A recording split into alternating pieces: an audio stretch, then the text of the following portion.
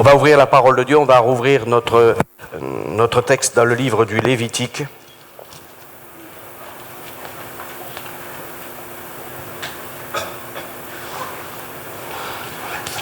Et on va relire une partie du chapitre 1er, on ne relira pas tout, mais on va relire une partie pour rappeler encore ce qu'est cet holocauste et rappeler quelques éléments.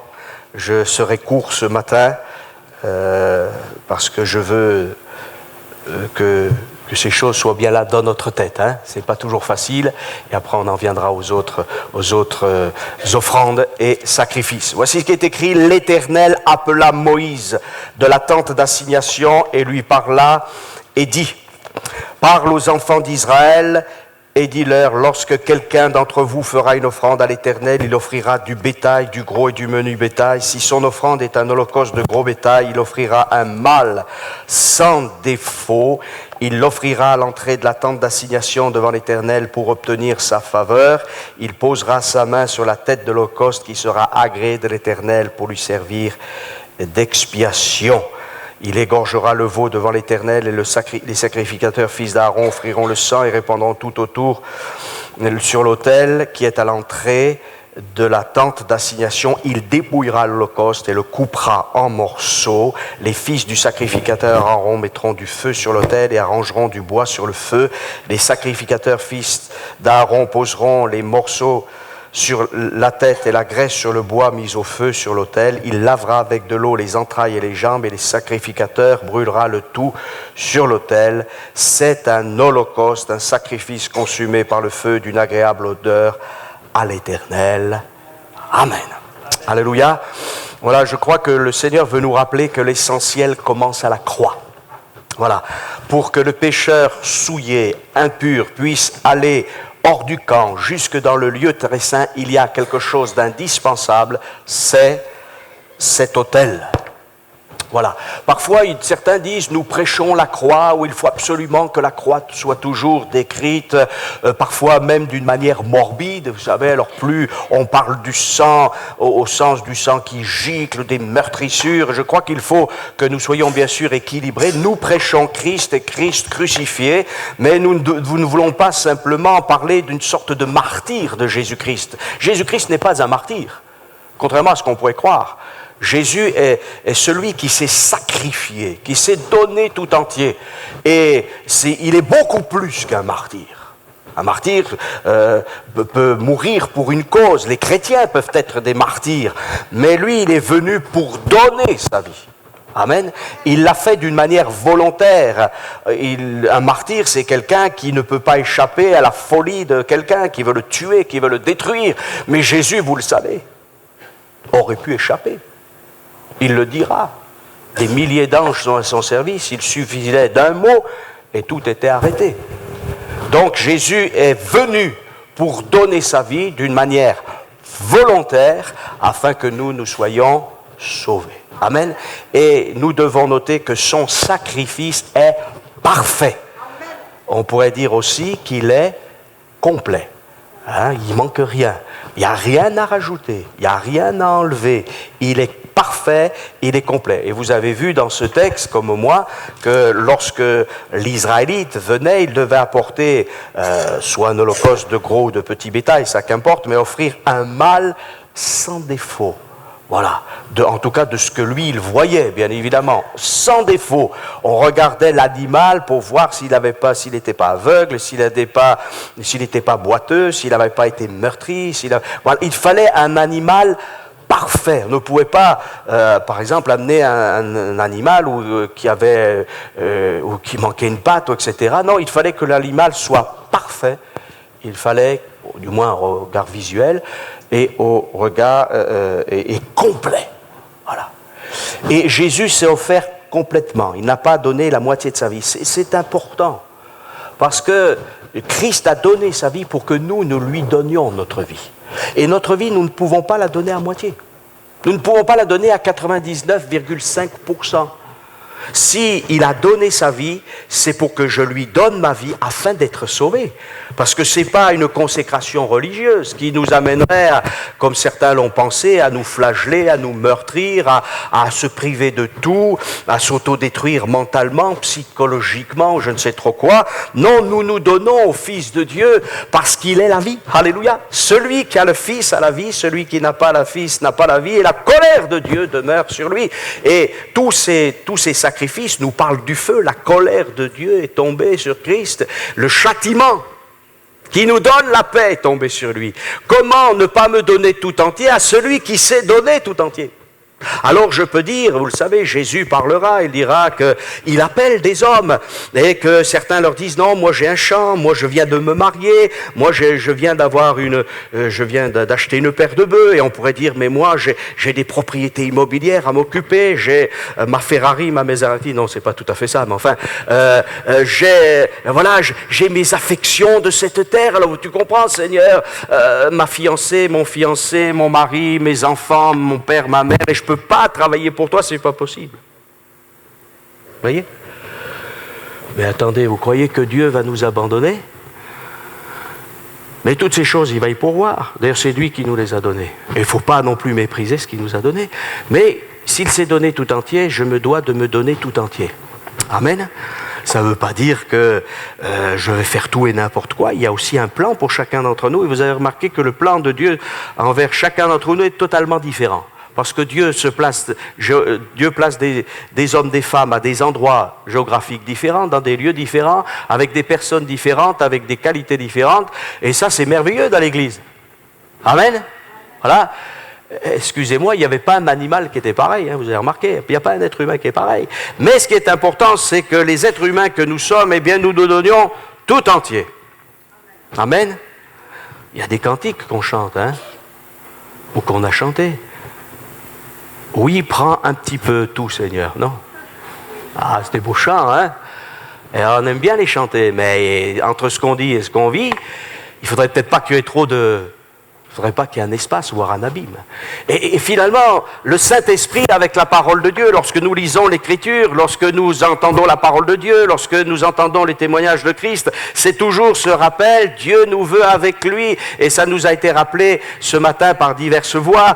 Dieu a fait de nous des sacrificateurs. C'est rappelé dans le livre de l'Apocalypse. Dieu a un rendez-vous avec nous. Alléluia. Et le rendez-vous, c'est bien sûr la croix, mais c'est aussi le trône de la grâce.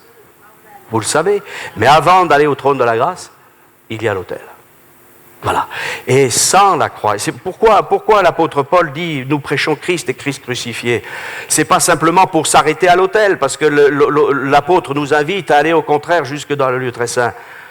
Mais on ne peut pas échapper à l'autel. On ne peut pas passer à droite de l'autel en disant non, non, c'est pas la peine, je n'offre pas je ne considère pas le sacrifice de Christ, je ne considère pas mon propre sacrifice non plus.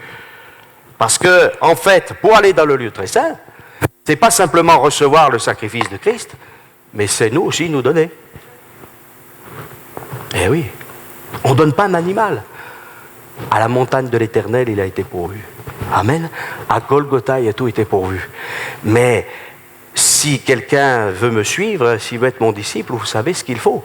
Il faut qu'il se charge de sa croix. Il faut que nous mourions à nous-mêmes. Et cette mort à nous-mêmes, c'est pas une mort et puis après c'est fini. Non, c'est afin que, mourant à nos idéaux d'autrefois, à nos idées, à nos conceptions, à nos sentiments d'autrefois, à cette pensée charnelle, mais je meurs, le vieux Joël, il meurt. Et le nouveau Joël, il va vivre. Et là, vous pouvez mettre tous votre prénom. Amen. Ben oui.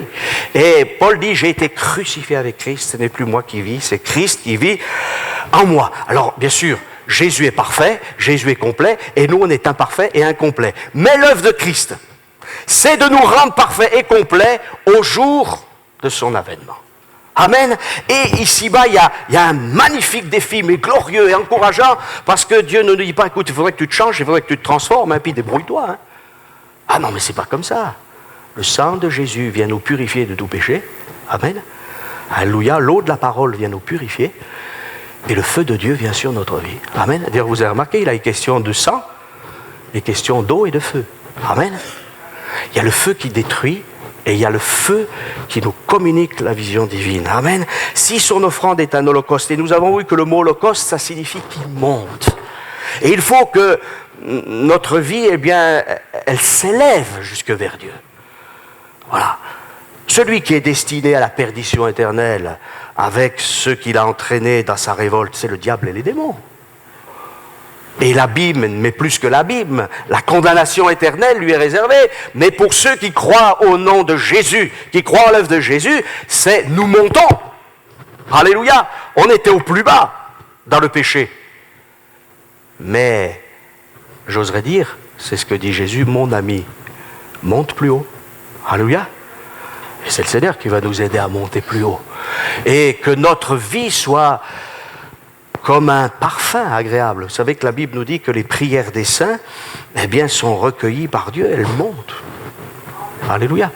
Les véritables prières, pas les plaintes et les gémissements en disant « Seigneur, tu aurais dû et ceci et cela ». Puis comment ça se fait tu aurais dû répondre à ma prière, tu n'as pas répondu à mon plan. J'ai été assez choqué. J'ai lu un article récemment dans une revue chrétienne. Bien sûr, c'est aux États-Unis, mais enfin bref. Les gens qui prient. Mais alors, les gens qui prient, bien sûr, il y a beaucoup de gens qui prient, même dans ce contexte évangélique et protestant, pour des choses tout à fait bibliques et louables. Mais même des gens qui prient pour... attendez, pour réussir au loto. Attendez, déjà un chrétien ne doit pas faire des jeux de hasard. Hein? Voilà. Il y a des gens qui sont prêts à aller voir n'importe qui pour être guéris. Hein? Un chrétien, il se confie en qui? Il y a la science, hein? D'accord? Il y a le médecin. Et puis après, il y a le Seigneur, non? Et puis notre vie, on l'a remis entre les mains du Seigneur. Alors on ne va pas aller voir les sorciers et les magnétiseurs d'autrefois. Ou alors on n'a rien compris, ça veut dire qu'on n'a pas donné notre vie à Jésus-Christ. Et en tout cas, moi je crois que nous pouvons dire ce matin comme Paul, Christ est ma vie. Amen. Mourir mais pour renaître. Le diable lui veut nous faire mourir, point final. Mais ce n'est pas la même mort. Tandis que mourir avec Christ, c'est renaître en lui. Amen. Alors, si son offrande est une holocauste de gros bétail, sans défaut, il l'offrira à l'entrée de la tente d'assignation devant l'Éternel pour obtenir sa faveur. Amen. Qu'est-ce que dit Jésus? Je suis la porte. Amen.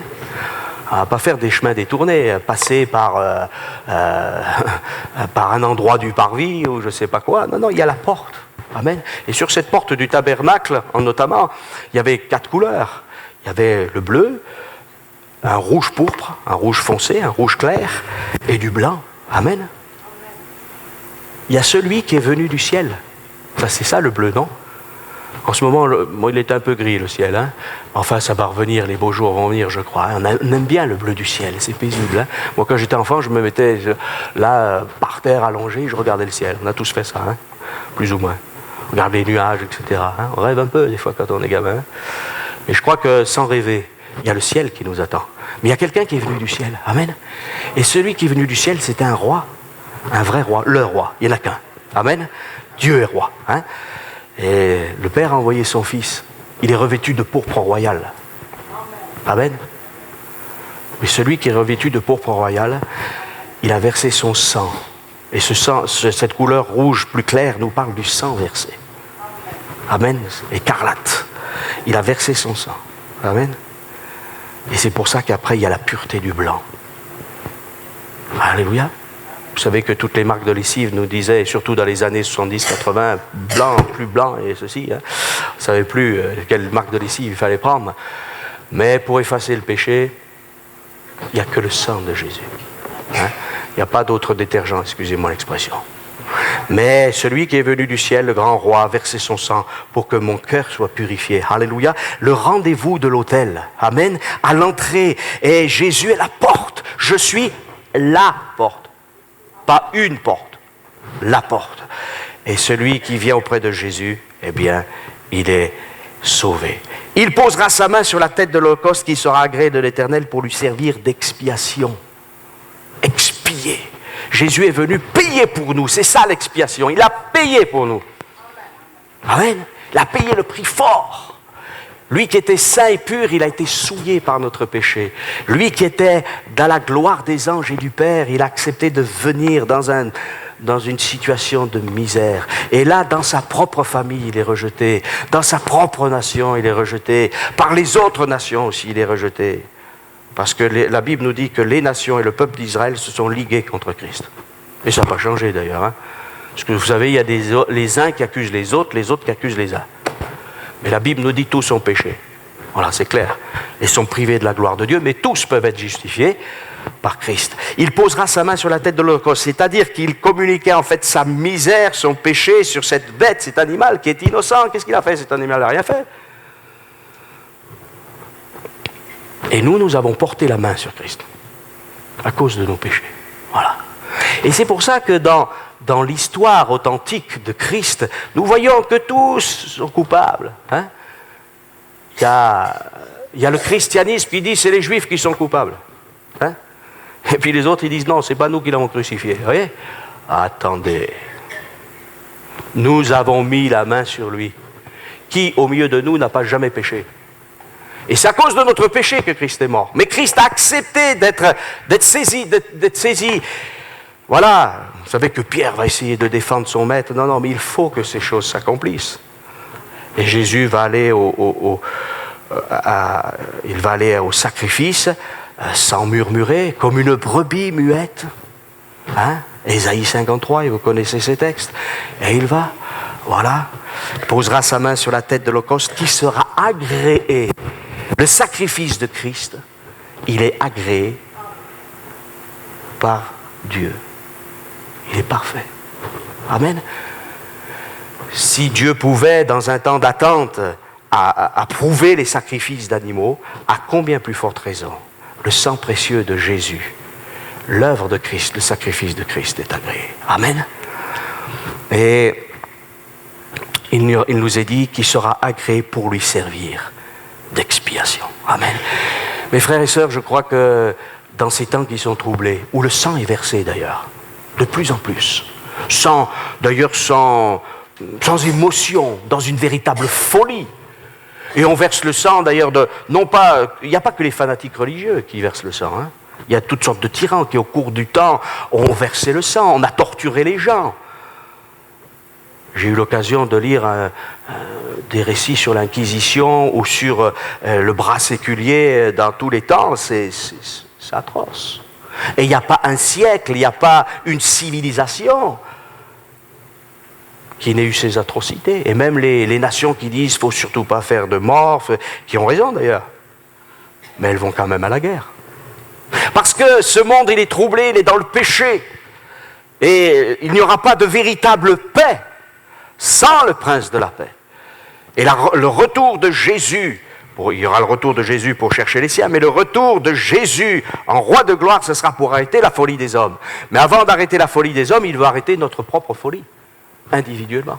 Et c'est la croix, un rendez-vous indispensable. Il posera sa main sur la tête de l'Holocauste qui sera agréé de l'Éternel pour lui servir d'expiation. Il égorgera le veau devant l'Éternel et les sacrificateurs fils d'Aaron offriront le sang et le répandront tout autour sur l'autel qui est à l'entrée de la tente d'assignation. Le sang de Jésus a coulé. Amen. Il a été versé afin que nous ayons la vie. Et il fallait qu'il soit répandu. Amen. Et là, on répandait autour de l'autel, mais cet autel de la croix, d'une manière spirituelle, il dépasse le calvaire, il dépasse Jérusalem, il dépasse Israël, il va jusque vers toutes les nations. Et c'est pour ça que Jésus dit, faites de toutes les nations des disciples. C'est-à-dire qu'on peut être aux antipodes de Jérusalem, je ne sais pas d'ailleurs où est vraiment l'antipode de Jérusalem, il faudra que je cherche un jour, mais la personne qui est le plus éloignée de l'endroit où Christ est mort peut avoir le sang de Jésus qui vient sur sa vie. Amen. Être purifié, peut crier dans sa langue, dans son dialecte, même s'il ne connaît rien, il dit, Seigneur Jésus, j'ai besoin de toi. Et cet homme, cette femme, cet enfant, cet adolescent ou cette personne âgée sera purifié et deviendra une nouvelle créature. C'est pas extraordinaire ça? C'est extraordinaire, hein? À l'entrée de la tente d'assignation. Il y a une entrée. Amen. Il y a une entrée pour aller jusque vers le trône de la grâce. Et puis il nous est dit, il dépouillera l'Holocauste et le coupera par morceaux. On enlève la peau. Vous savez que Jésus a été dépouillé du peu qu'il avait. Mais lui-même, il s'est dépouillé. Enfin, il s'est présenté comme un simple homme, plus exactement. Hein? Voilà, parce que tout ce qui faisait sa gloire, il ne l'a pas fait voir, si ce n'est à la montagne de la transfiguration. Hein? Là, il y a quelque chose qui apparaît un petit peu. Hein? Mais très vite, il redescend comme un simple homme, il chasse les démons, il guérit, il ressuscite et surtout il donne sa vie. Amen. Donc, dépouillé. On a dépouillé Jésus de tout. Terrible, hein, ça? Dépouillé. Il a accepté d'être là, livré, comme un malfaiteur, dans la nudité, dans la honte, dans l'opprobre. Il fallait qu'il nous aime, non? Dépouillé. Même on a pris ses vêtements, on les a tirés au sort. Enfin, on a tiré au sort sa tunique, on s'est distribué ses vêtements. Voilà. Et ça, c'était terrible. Coupé par morceaux. Voilà. C'est-à-dire que tout va être donné. Hein? Voilà. Tout va être... le fils du sacrificateur Aaron mettront du feu sur l'autel et l'autel arrangera du bois. Voilà. Sur le feu, on va y revenir au verset 8 aussi. Les sacrificateurs fils d'Aaron poseront les morceaux, la tête et la graisse sur le bois mis au feu sur l'autel. Il lavera avec de l'eau les entrailles et les jambes et le sacrificateur broutera le tout sur l'autel. C'est un holocauste. Amen. Il y a 3 choses qui viennent ici. Il y en a même une 4e que je citerai, qui n'est pas citée là, mais qui est citée plus loin. Il y a le sang. Amen. L'apôtre Jean dira dans sa première épître au chapitre 5, il est venu non avec l'eau simplement, mais aussi avec le sang. Amen. Les prophètes, lorsqu'ils sont venus, venaient avec la parole de Dieu, qui est l'image de l'eau, qui purifie. Ils venaient et il y avait les sacrifices d'animaux, mais ce n'est pas suffisant. Un sacrifice d'animal, un animal ne peut pas racheter un homme. Il fallait qu'un homme rachète l'humanité. Amen. Et tous ces animaux préfigurent le sang de Christ. Et Jésus, lui, est venu non pas avec le sang des animaux ou avec un être qu'il aurait créé, il est venu dans l'humanité et il a versé son sang. Amen. Mais s'il y a le sang qui purifie, il y a aussi l'eau de la parole. Et là, je vous ferai remarquer qu'il nous est dit que la tête et la graisse, les sacrificateurs poseront les morceaux, la tête et la graisse sur le bois mis au feu sur l'autel, il reviendra, il lavera avec de l'eau les entrailles et les jambes. Pour pouvoir marcher différemment. Et c'est ce que nous enseigne le Christ. Il faut que nos entrailles, soient purifiées par l'eau de la parole. Pour que nous marchions en nouveauté de vie. Non pas suivant les préceptes religieux d'un christianisme déformé, non pas selon les dires d'un ministère, d'un pasteur ou d'une église qui s'est forgé une vision personnelle, mais marcher en Christ, comme il a marché. Amen. Nous voyons dans l'épître au Philémon de Paul à Philémon que lorsque Paul parle d'Onésime qu'il a engendré, il parle de ses entrailles. Dieu a des entrailles de miséricorde. Vous savez que c'est terrible d'avoir des maux dans les entrailles. Hein? Ça fait souffrir terriblement. D'ailleurs, les entrailles nous parlent aussi d'une maman qui amène au monde. Voilà, purifiée par la parole. On a besoin de cette parole. Et c'est pour ça que mes frères et sœurs, lire la Bible, lire les Écritures, ce n'est pas un devoir religieux. Si vous le faites par devoir religieux, arrêtez tout de suite. Tenez-vous au pied du Seigneur et dites, Seigneur, maintenant je ne veux plus lire ta parole par devoir religieux, mais parce qu'elle est tellement extraordinaire, cette parole. Amen. Amen. Un peu plus fort. Amen. Ah, enfin, peut-être que je suis des pentecôtistes. Mais oui, mes frères et sœurs, arrêtons. Dieu ne s'est pas trompé. Un jour, c'est moi qui prêche, s'il vous plaît. Dieu ne s'est pas trompé. Amen. Et s'il nous dit de prêcher certaines choses, c'est que c'est ça qui marche, et pas le reste. Vous savez, du monde, on peut en avoir. Hein? Et il faut que ce monde-là, au-delà d'être dans un lieu de culte, il arrive jusqu'au ciel. Attention, hein. C'est ça le vrai défi, hein. Parce que des salles, on peut en remplir. Mais il faut qu'on remplisse le ciel. C'est pas pareil. Et pour rentrer dans le ciel, il faut un habit neuf. Alors on est dépouillé pour recevoir un habit neuf. Amen. Et cet habit neuf, vous savez qui c'est qui nous le donne? C'est pas le pasteur lorsque vous vous êtes fait baptiser. Hein? Là, il pourrait peut-être vous donner un bon pour aller dans un dans un magasin. Mais ça ne changera rien. L'habit neuf spirituel, c'est Jésus qui le donne. On ne peut pas rentrer dans la salle de noces. Il lavera avec de l'eau les entrailles et les jambes, et les sacrificateurs brûlera le tout sur l'autel. C'est un holocauste. Amen. Il y a le sang de Jésus qui me purifie de toute parole. Je suis sanctifié par la parole de Dieu et par la prière. C'est-à-dire que la parole de Dieu, c'est pas simplement un code de bonne volonté ou dire voilà, il faut que je fasse ça, il faut pas que je fasse ça. Non, c'est quelque chose que je reçois et je prie, Seigneur, je veux t'obéir. Amen. Je viens pour faire, ô Dieu, ta volonté. Amen. C'est un holocauste et il y a le feu. Vous savez que si vous voulez purifier quelque chose, d'ailleurs, quand on purifiait un objet dans l'ancienne alliance, c'était soit par l'eau, soit par le feu. Alors bien sûr, ce feu qui tombe là, c'est le feu du châtiment, enfin de l'agrément aussi. Mais nous savons aussi que Dieu nous purifie et qu'il nous sanctifie aussi par son Esprit Saint. Amen. Et c'est pour ça qu'il y a des moments où, excusez-moi, il y a le sang. Vous aimez le sang là? Non? Il y a des gens, le sang, hein? Je sais qu'il y a des gens, ils ont le syndrome de la blouse blanche, non? Vous savez ce que c'est, hein? Il y a que rentrer dans un hôpital tout de suite, quelques odeurs, surtout pas de sang, hein? Sinon je tombe dans les pommes, hein? Voilà.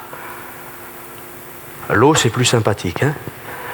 Et vous savez, il y a des adolescents ou des jeunes, à une période de leur vie, ils ne veulent pas se laver.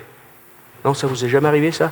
Moi, j'ai eu des ados dans les camps et tout ça. Il y a des moments où, voilà, il y en a un, on l'a pris, on l'a douché. Vous voyez? Bon, une petite expérience. Voilà, après, il était tout propre. Voilà. Après, il s'est lavé. Parce que, voilà, il s'est dit, il vaut mieux que je me lave moi-même que plutôt que me faire laver par les autres. Mais c'est ça. Et il y a des moments, oh non, j'ai autre chose à faire. Et peut-être même un adolescent, il est là en face de sa console vidéo. Va te prendre ta douche. Non, etc. Et nous, on est un peu comme ça, des fois. Non, j'ai pas le temps, Seigneur. Mais viens au rendez-vous pour que je te parle par ma parole. Amen. Mais aussi pour qu'il y ait un feu. Amen. Et le feu, là, on n'aime pas trop non plus, hein. Parce que ça chauffe, hein. Des fois, ça brûle, hein. Mais ça nous entraîne dans la vie de l'esprit. Amen. Et si les choses qui sont mauvaises devaient être brûlées, parce qu'il y a des choses, on ne peut pas les nettoyer avec de l'eau. Il faut que ça soit brûlé. Amen. Une mort à nous-mêmes. Il lavera avec de l'eau les entrailles et les jambes, le sacrificateur brûlera le tout sur l'autel. C'est un holocauste, un sacrifice consumé par le feu d'une agréable odeur à l'Éternel. Amen. Je terminerai par ça, parce que je dis que je voulais être court et je vais l'être. Finalement, cet animal qui est entièrement consacré, ça veut dire que sa vue, son ouïe, ses entrailles, son cœur, ses jambes, ses mains, son cerveau, tout est transformé, changé. Il n'y a pas de place pour qu'il y ait une partie qui échappe à la mort. Mais aussi, il n'y a pas de place pour qu'il y ait une seule partie qui échappe à la vie. Vous me comprenez bien? Parce que lorsque Christ est ressuscité, il est ressuscité complètement, pas à moitié. Amen. Il y a même des gens qui ont osé dire non, mais Jésus est ressuscité en esprit. On ne sait même plus ce que ça veut dire. Non, il est ressuscité corporellement. Amen. Son corps a été ressuscité. Amen. Corps, âme et esprit, il vit à jamais, glorifié pour toujours. Et c'est ce que Jésus veut. Alors, tout entier. Finalement, la leçon de l'Holocauste, c'est tout entier. Amen. Jésus, tout entier, et moi aussi, tout entier. Seigneur, aide de nous. Parce qu'il y a peut-être une partie encore de nos vies, même si on aime le Seigneur, qui n'est peut-être pas encore changée, transformée. Je vais vous dire honnêtement, on est en marche, on est à l'école de Dieu. Mais il faut que nous mourions pour renaître, alléluia, la vie impérissable, éternelle et glorieuse de Jésus-Christ. Amen. Et pour cela, on peut glorifier le Père. Et on va le faire, on va l'adorer encore pendant quelques instants, on va se lever, on va remercier le Seigneur de tout notre cœur. Amen.